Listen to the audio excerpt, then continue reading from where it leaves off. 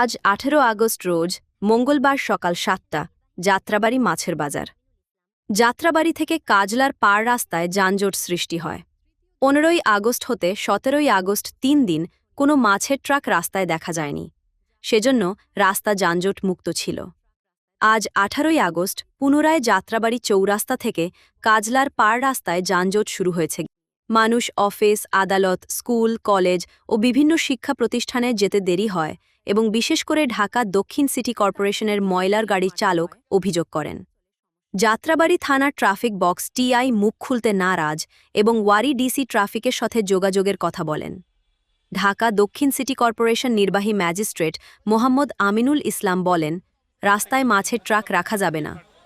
15, 16 ও 17ই August 3 দিন রাস্তায় মাছের গাড়ি ছিল না এবং যানজট সৃষ্টি হয়নি, কিন্তু এখন আবার রাস্তায় গাড়ি রাখা শুরু হয়ে গিয়েছে।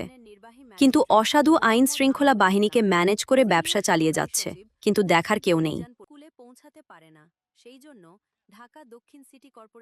আসলে এখানে আপনারা দেখেছেন যে আমাদের একদম ফ্লাইওভার ওঠার একেবারে সম্মুখে যে একদম ভোর রাত থেকে মাছ এনে এখানে রাস্তা সংলগ্ন যে আমাদের মার্কেট আছে, বেসরকারি উদ্যোগে তৈরি করা একটা মার্কেট, সেখানে তার ব্যবসা পরিচালনা করে, অথচ পাশেই কিন্তু আমাদের সিটি কর্পোরেশনের একটা মার্কেট আছে।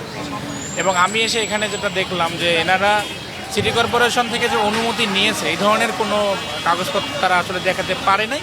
তবে তারা বলছে যে আমরা পরবর্তীতে অফিসে গিয়ে তারা যোগাযোগ করব, এবং তারা এখানে একটা রিট পিটিশনের একটা কাগজের বিষয় বা একটা অনলাইনে তারা দেখালো আর কি। তো সেটা আমি যতটুকু বুঝলাম যে এটা জমি জমা সংক্রান্ত, এটার সাথে সিটি কর্পোরেশনের কোনো লাভ নেই। তো এখন আমি এখানে যেটা বলেছি সেটা হলো যে বেসরকারি উদ্যোগে যে মাছের আড়তটা আছে তারা যদি সিটি কর্পোরেশন থেকে অনুমতি না নিয়ে যদি মার্কেট পরিচালনা করে, সেটাও যেমন আইনগতভাবে ঠিক নেই। আবার একই সাথে পার্শ্ববর্তী আমাদের যে মার্কেট আছে সেখানে যদি লোকজন না গিয়ে যদি এখানে ব্যবসা করে, এবং এখানে ময়লা আবর্জনা কিন্তু সিটি কর্পোরেশনে পরিষ্কার করতেছে, তো সব দিক থেকে যদি সিটি কর্পোরেশনের কোনো সরকারিভাবে যদি কোনো ধরনের বেনিফিট না থাকে, সিটি কর্পোরেশন যদি সেবা দেয়, সেই বিষয়টা আমি আসলে বুঝাইয়েছি এবং আমরা মাইকিং করে দিয়েছি যে আজকের পর থেকে রাস্তা সংলগ্ন কোনো মার্কেট বসবে না।